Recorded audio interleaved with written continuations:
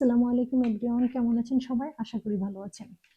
আমি আজকে আপনাদের সাথে ২ টা গোপন তথ্য শেয়ার করার জন্য আসছি। তার আগে আমি একটু কথা বলি, দয়া করে একটু সবাই মনোযোগ দিয়ে শুনবেন। আর আমার কথাগুলো যদি ভালো লেগে থাকে আর উপকারে আসে, আশা করি সবাই একটু ছড়িয়ে দিবেন এবং কি সবাইকে শোনার আর জানার সুযোগ করে দিবেন। দয়া করে এতটাই ছড়িয়ে দিবেন যেন সবার কানে পৌঁছায় আমার ভিডিওটা। প্লিজ দয়া করে একটু শেয়ার করবেন। তা হলো, আসেন এখন একটু বলি।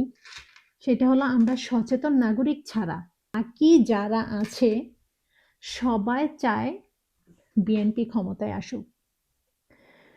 আমাদের সেই জুলাইয়ের রক্তের ঘ্রাণ এখনো শুকায়নি এবং কি রক্ত যারা দিয়েছে তাদের আহাজারি এখনো যায়নি বা এখনো মন থেকে যায়নি। এত এত মায়ের বুক খালি হলো, এত বোন ভাই হারালাম এবং কি এত এত বোনেরা স্বামী হারা হলো বা সন্তানেরা বাবা হারা হলো। সেই জুলাইয়ের সাথে আবারও নতুন করে তারা পরিকল্পিতভাবে সবকিছু নষ্ট করার, বানচাল করার চেষ্টা করছে এই বিএনপি। আমরা এইটুকু এখনো বুঝতে বাকি নেই যে বিএনপি কি পরিকল্পনা আঁকতে পারে বা আঁকতেছে।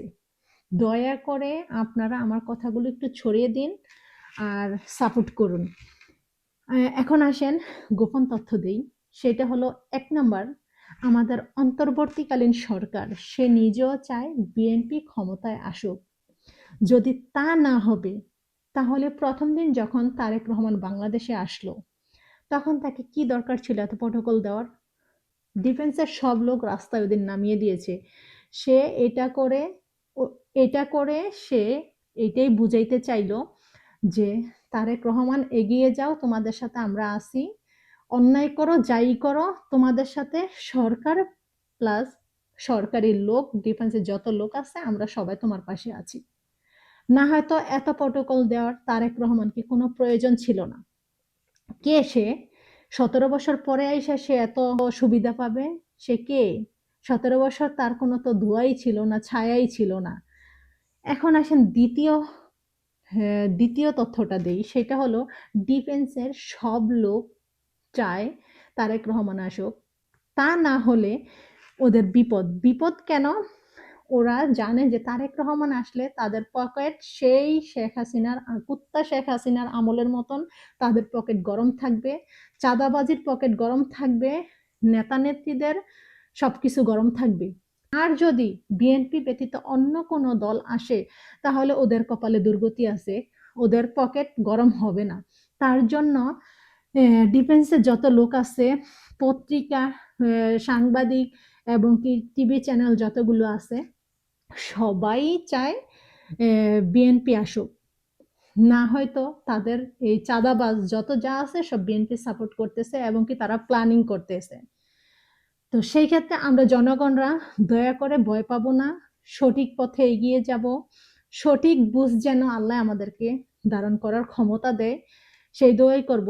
এখন দেখেন, কেন বললাম ডিফেন্সের লোক বিএনপি আসুক, সেটা কেন চায়? ডিফেন্সের লোক দেখেন, তারেক রহমানের জন্য একরকম রুলস এবং কি অন্যান্য যারা ভোটে দাঁড়িয়েছে নেতাদের জন্য অন্যরকম রুলস, যারা ভোট প্রার্থী তাদের জন্য অন্যরকম রুলস। কেন? তারেক রহমানের জন্য যদি একরকম রুলস হয়, সে কে? সে যেমন একজন প্রার্থী এবং কি অন্যান্য যারা আছে তারও একজন প্রার্থী। এখন সবাই সমান, কারণ সে এখনো ক্ষমতা পায়নি আর ক্ষমতায় আসেনি। তাহলে তারেক রহমানের জন্য কেন অন্যরকম রুলস হবে? তা না হলে চিন্তা করে দেখেন, আশা করি ভিডিওটা আপনারা দেখেছেন। ক্যান্টনমেন্টের ভিতর দিয়ে যখন কালকে ডাক্তার খালেদুজ্জামানের গাড়িটা যেতে চাইলো, তখন তার গাড়িটা আটকে দেওয়া হয়েছে। এই ডিফেন্সের লোক তারা আটকে দিয়েছে। কেন দিয়েছে? তারেক রহমানকে তো ধরে না, তারেক রহমানকে তো আটকায় না, তাহলে কেন খালেদুজ্জামানের গাড়িটা আটকালো? তার সাথে তার কারণ ছিল এটাই আটকানের, সে তার গাড়ি নিয়ে যেতে পারবে, অথচ তার গানম্যানদেরকে নিয়ে যেতে পারবে না, গানম্যান নিয়ে যাওয়া যাবে না। যদি তাই হয়, তাহলে গানম্যান তাকে দেওয়া হয়েছে কেন? গানম্যান যদি যাইতেই না পারে, তাহলে তারেক রহমান কিভাবে যায় এখান দিয়ে? গানম্যান নিয়ে, এত গাড়ি নিয়ে, এত নেতা নেত্রী নিয়ে, তাহলে তারেক রহমান কিভাবে যায় ক্যান্টনমেন্টের ভিতর দিয়ে? তারেক রহমানের জন্য আলাদা রুলস কেন হবে? যদি এখানে অন্য কোনো প্রার্থীরা যেতে না পারে, সেই ক্ষেত্রে তারেক রহমানেরও যাওয়ার কোনো অধিকার নাই, কারণ সে এখনো ক্ষমতা পায়নি। তো চিন্তা করে দেখেন, এখন এই ক্ষমতায় আসার আগে তারেক রহমানের জন্য একরকম রুলস, আর অন্যান্য নেতাদের জন্য, অন্যান্য প্রার্থীদের জন্য তাদের জন্য আলাদা রুলস। গানম্যান নিয়ে যাইতে পারবে না কেন? তার নিরাপত্তার প্রয়োজন নেই ক্যান্টনমেন্টের ভিতরে? কারণ তোরা তো এখনই তো বিএনপির চাটতাছোস, এখনই বিএনপির চাটস, তো তোরা তো তোদের সামনে এত মারামারি হচ্ছে, বিশৃঙ্খল পরিবেশ তৈরি হচ্ছে, কই তোরা তো আটকাস না? তোরা তো চায় মজা নেস, ডিফেন্সের লোক যারা, তোরা চায় মজা নেস। জগন্নাথ বিশ্ববিদ্যালয়ের সামনে হলো হইলো, তখন তো ওদের গাড়ি তো সামনে ছিল, কই ওরা তো আটকায়নি, আটকানোর চেষ্টা করেনি। ওরা এই যে ক্যান্টনমেন্টের ভিতর দিয়ে যাবে, ঠিক আছে, গানম্যান রেখেই না হয়তো গেল খালেদুজ্জামান, তখন ওনাকে যে ওই যে উনি কোশ্চেন করছিল যে আমাকে তোমরা পিটিয়ে রাখো, তাইলে তো পিটিয়েই তো রাখবি তোরা। এখান দিয়ে যাওয়ার সময় ওনার সাথে যদি নিরাপত্তা কর্মী না থাকে, না যায়, তোরা কি করবি তা তো ঠিক নাই। কারণ তোরা তো এখন জনগণের হয়ে এখনো তোরা কাজ করতে শিখস না, জনগণের হয়ে, ইনসাফের হয়ে কাজ করস না, তোরা এখনো ওই চাটাচাটি করেই চলস। এই জন্য এই দুইটা কথা বলা, যে অন্তর্বর্তীকালীন সরকার প্লাস ডিফেন্সের যত লোক আছে, এবং কি হচ্ছে যত টিভি চ্যানেল, পত্রিকা, সাংবাদিক যারা আছে, সবাই চায় বিএনপি আসুক। এর কারণ শুধু একটাই, পকেট যদি গরম রাখতে চাও তাহলে বিএনপিকে ভোট দাও, আর বিএনপিকে আসার সুযোগ করে দাও। আর এটাকেই ভয় পাচ্ছে, আর এই জন্যই এখন থেকেই প্রত্যেকটি লোক বিএনপিকে চাটা শুরু করে দিছে। তো দয়া করে আপনারা যারা সচেতন নাগরিক আছেন, এখন এক হয়ে লড়াই করুন, এগিয়ে যান।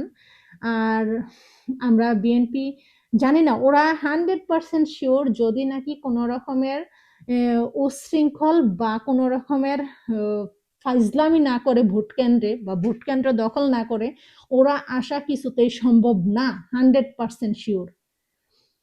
তো আমরা জনগণরা এখনো সময় আছে, দয়া করে আমার এই কথাগুলো একটু যুক্তিতে নিবেন, আমলে নিবেন, আর চিন্তা করবেন।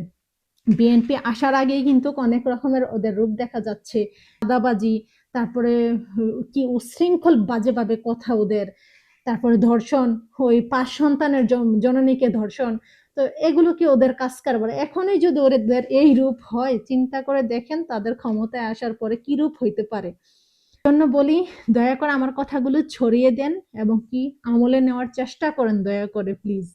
তা না হলে বিএনপি আসলে সেই আপনার শেখ হাসিনার আমলের রাজত্ব দেখতে হবে আপনাদের আবার। এত 17 বছর ওরা আপনাদেরকে অত্যাচার করে, বা জনগণকে, দেশকে অত্যাচার করে খেয়ে গেছে, তাহলে ওরা এসে তার থেকে বেশি করবে। যার যার জায়গা থেকে আওয়াজ তুলুন, এবং কি যারা এখনো সচেতন আছেন বা সচেতন নাগরিক, চিন্তা করে দেখেন, আমরা যে ঠিক আছে, আপনি একটা দল করতেই পারেন, দলের সাপোর্ট করতেই পারেন, কিন্তু এইটুকু আপনাদের সাহস থাকতে হবে, অন্যায়কে অন্যায় বলার সাহস থাকতে হবে, ন্যায়কে ন্যায় বলার সাহস থাকতে হবে। তাহলে আপনি ইনসাফের বাংলাদেশ দেখতে পারবেন, ইনসাফ কায়েম করতে পারবেন, এবং কি আজাদি বাংলাদেশ গড়তে পারবেন। না হয়তো কিছুতেই সম্ভব না, যদি নাকি আপনি অন্ধ কোনো নেতৃত্ব দেন, বা অন্ধ কোনো দলের গোলাম হয়ে যান। অন্ধ কোনোভাবে দলের গোলাম হওয়া যাবে না। সেই ক্ষেত্রে যেটা সত্যি, যেটা অন্যায়, অন্যায়কে অন্যায় বলতে হবে, এবং কি যেটা ন্যায়, ন্যায়কে ন্যায় বলতে হবে, সেটা থাকার সৎ সাহস থাকতে হবে। আর আমরা যার যার জায়গা থেকে আওয়াজ তুলে বলি, স্বৈরাচারকে আমরা আর জায়গা দিব না। স্বৈরাচারের জায়গা এই বাংলার জমিনে আর হবে না, আর স্বৈরাচারের জায়গা নেই বাংলার জমিনে। আর এও আমরা বলি, ভোট কেন্দ্রে যেন সবাই আওয়াজ করে এইটুকু কথাই জোরদার ভাবে বলেন, না হয়তো একটা গন্ডগোল 100% হবেই, আর বিএনপি জোর করে ভোট কেন্দ্র দখল করে তারা ক্ষমতায় আসার চেষ্টা করবে। সবাই এইটুকু বলেন যেন সব ভোট কেন্দ্রে সিসি ক্যামেরা থাকে, সিসি ক্যামেরা যেন থাকে। আর সিসি ক্যামেরা না থাকলে, এবং কি যারা নাকি এই যে বডি ক্যামেরা বা এগুলো যদি ডিফেন্সের লোকের সাথে, বা যারা থাকবে ভোট কেন্দ্রে, পুলিশ, ওদের সাথে না থাকলে 100% ধরে নেন শেখ হাসিনার মতনই ঠিক আবার এই ভোট কেন্দ্র দখল হবে এবং কি জোর জবরদস্তি করে বিএনপি ক্ষমতায় আসবে। তো সেই ক্ষেত্রে সবাই যার যার জায়গা থেকে দয়া করে আওয়াজ তুলে বলুন যেন এই স্বৈরাচার আর বাংলাদেশে জায়গা না পায় এবং কি সব ভোট কেন্দ্রে যেন সিসি ক্যামেরা থাকে। এত এত টাকা যদি অন্যান্য খাতে চোর ডাকাত চোরটা লুচ্চা পালার জন্য চাঁদাবাজ পালার জন্য টাকা নষ্ট করতে পারে, তাহলে কেন ভোট কেন্দ্রে সিসি ক্যামেরা দিতে পারবে না? তারও টাকা না থাকে এবং কি ভোট কেন্দ্রে দেওয়ার মতন না থাকে, আমরা জনগণরা প্রয়োজনে আমরা ম্যানেজ করে দিব, আমরা জনগণেরা দিব। সেই সিসি সরকারের যদি সিসি ক্যামেরা দেওয়ার মতন ক্ষমতা না থাকে, তারপরও আমরা বলবো সব ভোট কেন্দ্রে যেন সুষ্ঠুভাবে ভোট হয় সেদিকে নজর রাখতে হবে এবং সব ভোট কেন্দ্রে যেন সিসি ক্যামেরা দেওয়া হয়। সবাই যার যার জায়গা থেকে আওয়াজ তুলে বলুন। আজকে এ পর্যন্তই। আল্লাহ হাফেজ। আসসালামু আলাইকুম।